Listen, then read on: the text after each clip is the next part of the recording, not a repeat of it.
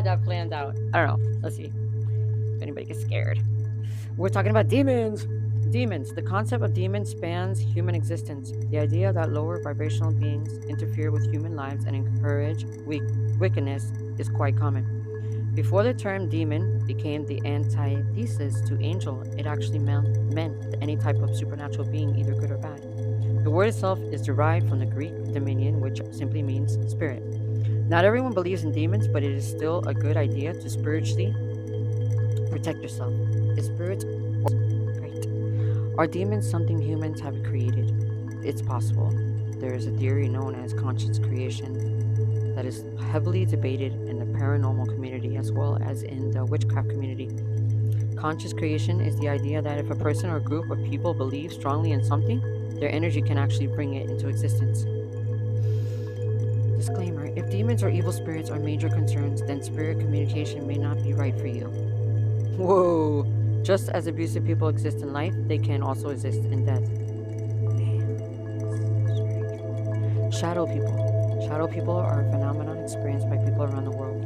Often described as frightening, shadow people are exactly what their name suggests: dark, shadow-like human figures.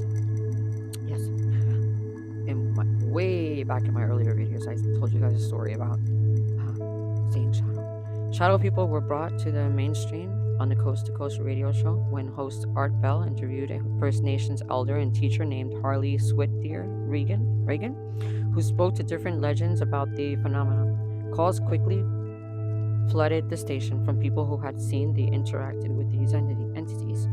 If you would like to explore shadow people further, there is an abundance of books available on the topic. Okay, I'm gonna find them. Paranormal researcher Heidi Hollis was the first person to publish a book on the shadow people and was also a frequent guest on Coast to Coast. A paranormal heavyweight, Mike Rickersecker, has also written an in-depth guide on these mysterious beings. Are shadow people evil? It's hard to say. Interactions range from positive to negative, but the majority seem to skew negative. At the very least, they are described as mischievous entities. Yes, and I believe they can enter into your body too as well and take over you, and that's why you start doing bad things to yourself.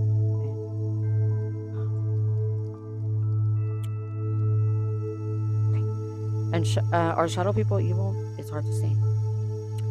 Interactions range from positive to negative, but the majority seem to skew negative.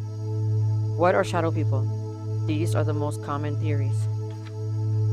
Ooh, beautiful picture. I'll show you guys. That's cool. I like it. I like it's my favorite hat, and my videos looks just like that one. Well, that's like a cowboy hat. There are spirits who can't fully manifest as apparitions. They are the spirits of those who were evil in life.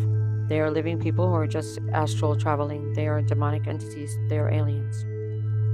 Those are the what they said a couple of things. These are the most common theories, right? They are spirits who can fully manifest as apparitions. They are the spirits of those who are evil in life. They are living people who are just astral traveling. They are demonic entities. They are aliens. While shadow people can be seen anywhere, they do not tend to frequent hospitals, prisons, asylums, and cemeteries. They also appear at people's bedside in the middle of the night. My personal belief is that a shadow person is an astral traveler, or perhaps a type of grim reaper figure out of collecting souls who have passed in order to bring them to the other side. Sort of like a death tour guide or welcoming committee. Perhaps the state of sleep isn't always easy for them to discern from death, and that's why we wake up to them standing over us. The Hat Man, a shadow person Heidi Hollis has covered in detail, is a shadow person who appears in stories time and time again. He is the only shadow person described as wearing clothing. He dons a fedora or other type. Yeah, mine that I saw was not wearing clothing, but it was huge. It was pretty like wide, and it had to be over like 8 or 9 feet tall, 10 feet tall. Running, start running. After I left my body, I saw it running back towards me. After I was running away from it, many people believe he is in charge of the others and has some type of authority or special significance. Well, I wouldn't want to run into him. Cryptids are creatures whose existence has yet to be proven by current and widely accepted scientific methods of study. Cryptids have been seen by many people, but not by groups large enough to be considered a credible sample size. The most well-known cryptids are Sasquatch, Bigfoot, and the Loch Ness Monster. Elemental spirits. The term elemental spirit covers a broad range of mythological creatures such as fairies, imps, and other nature spirits. They are often associated with the four elements of matter: earth, air, fire, and water. Other beings. There are other creatures and spirits who are thought to exist across the three different planes as well as different realities, and who don't always fit neatly into categories. Stories and folklore surrounding them can blend between cultures and change over time. Doppelgangers is a German word that means double walker, and it is used to describe a being that is an exact copy of a still living person. The most common belief around seeing your doppelganger is that you are destined to die relatively soon, but that isn't the only theory. Doppelgangers could be astral travelers, time travelers, or people experiencing a phenomenon known as a time slip. A time slip is a paranormal event in which someone suddenly experiences being in a different time period, most often the past, without knowing how they got there. Some time slips last only seconds, while others last hours. Orbs. Orbs are glowing balls of light that are believed to be the soul or spirit of a deceased person traveling around on the physical plane. Photos and videos of orbs are what many paranormal investigators provide as proof of a haunting, but they should be taken with a grain of salt.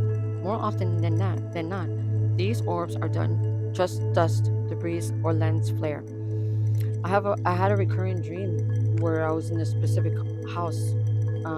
It wasn't one that I lived in my childhood, but a part of the house inside was, and it was my mom's closet, like a big walk-in closet.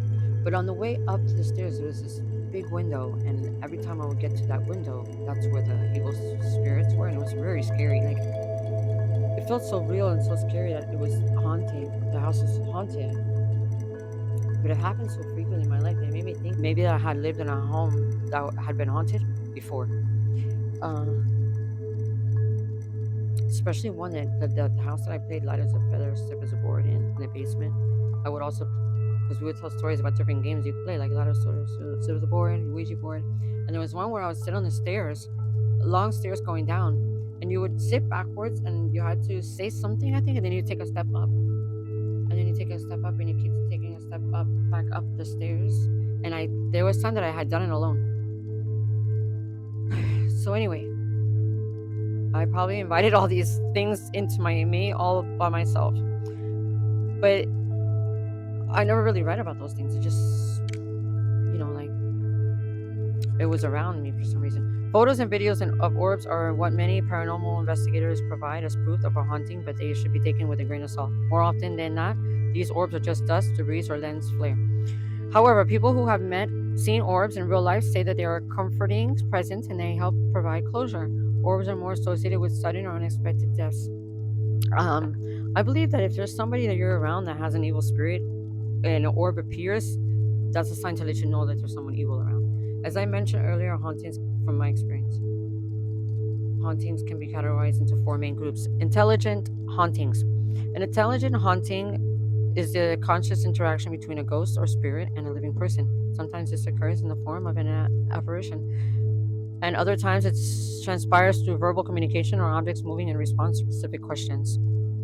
Intelligent hauntings are the type called upon in seances and some of the other divination methods mentioned in this book. Alright guys, the video's gonna end, but I can't put this book down.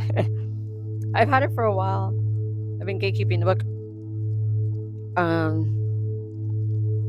See you guys later. Oh, I have more time. But anyways, I hope you guys have a good day. My feet are like numb. It's cold down here, so I need to go thaw off upstairs and sit on the heater.